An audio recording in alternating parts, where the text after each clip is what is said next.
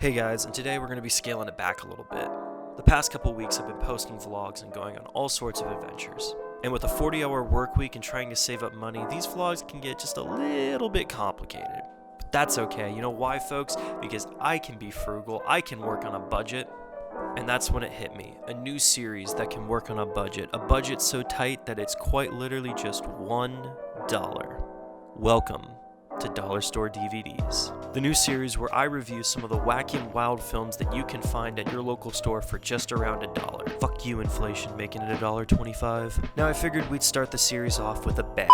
Folks, let me ask you a question here. Do any of you by chance happen to know where in the world Osama bin Laden is? Because that's what Morgan Spurlock was asking back in 2008. This movie was made by the creator of Super Size Me, another mockumentary about eating McDonald's for a whole month. And if you want to see that mockumentary, go watch Eddie Burback's video on the Rainforest Cafe. It's probably better.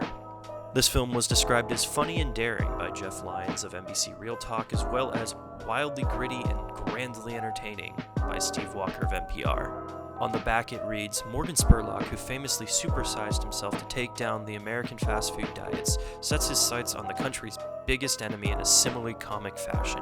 Armed with a hasty round of survival training, a camera, and his trademark mustache, Spurlock searches the Middle East's mosques, malls, schools, and caves for public enemy number one. From Saudi Arabia to Pakistan to Israel, he interviews ordinary people and experts on all sides of the Middle East conflict with results that are both funny and thought-provoking.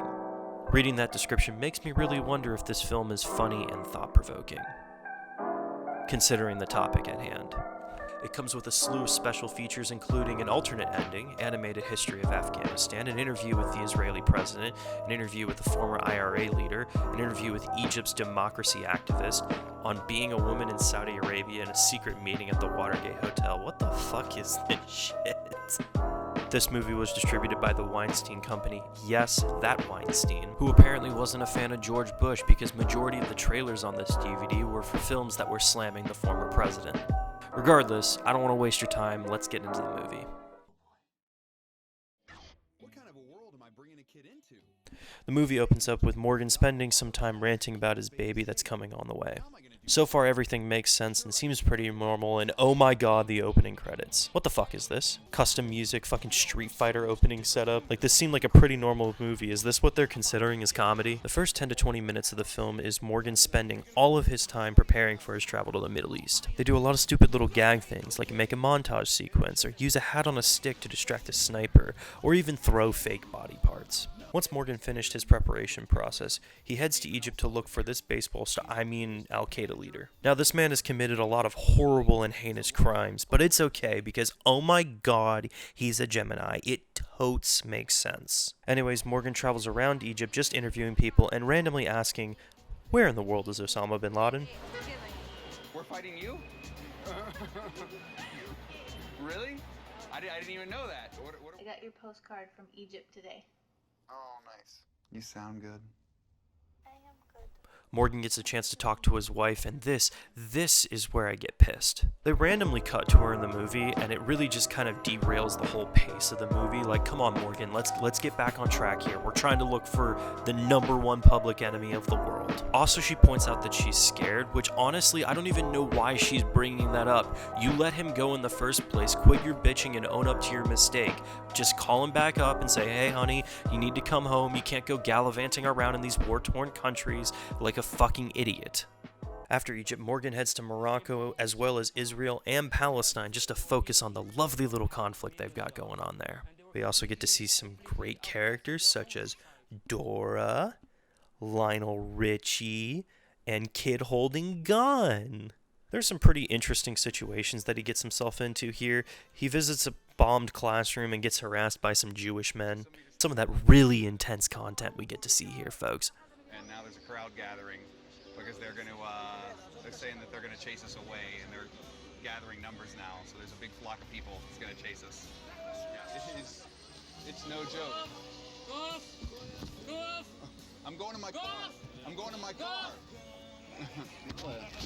Dude. Yeah. Jewish. I'm going to my car. Jewish. Understand? Morgan leaves the region for Jordan and Saudi Arabia, where he proceeds to get desperate and starts bluntly asking people left and right, where is Osama bin Laden? So this is a good moisturizer? That'll keep my hands really soft? Yeah? And do you know where I could find Osama bin Laden? Now this is the one time in the entire film, folks, where I actually was laughing. Morgan then takes a big jump heading to Afghanistan and Pakistan, which at the time was probably the two most dangerous places to go in the world. However, what makes him even dumber is he fucking goes into villages that are currently occupied by the Taliban. No joke. Someone said, yeah, you know what, let's do this. And the best part about it, the US military was there just to help escort him throughout these villages. We even got to see the US military drag a dead Taliban member's corpse across the ground. After that wildly terrifying scene, he ends up deciding that it's probably not best to go after Osama bin Laden and heads back home. The movie ends in the most stereotypical way possible to end a film like this, sitting butt naked in a hot tub with your wife after giving birth to your son. Now, I think it's important that we take the time to establish a sort of scale for these movies. Below me, I have here a 1 to 10 scale. A 1 is the spawn of Satan. No one should have ever come up with the concept for this film. No one should have greenlit it. It was a terrible idea through and through. It's horrible. It's disgusting. Just no. A 10 is the holiest of deals, the best of the best possible options you can have on the table.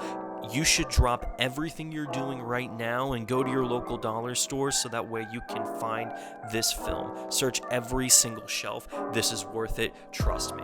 Now I consider a 7 to be worth $1, meaning if a film gets a 7 or higher, then you should spend $1 on it. With that being said, I'm going to go ahead and give this film a 6. Production-wise, this film's actually very well made. The only problem is I feel like this film kind of really lacks direction. It brings up that last point that it's supposed to be both funny and thought-provoking, but overall, I didn't find it very funny, and none of the information was even new for the time. Don't get me wrong, there were a lot of entertaining elements to this film. I mean, he certainly did a lot of cool shit. But its low-browed redneck humor really turned this film from being something that's actually kind of informative to just a Middle East for Dummies kind of film, which is why this is kind of a film that I definitely would not encourage you going and spending $1 on. So there we have it, our first movie out of the books, a 6 out of 10. Make sure to give this video a thumbs up and subscribe to my channel. And while you're at it, comment down below what dollar store DVD you want me to review next. Thank you guys so much for watching, and I'll see you all next time.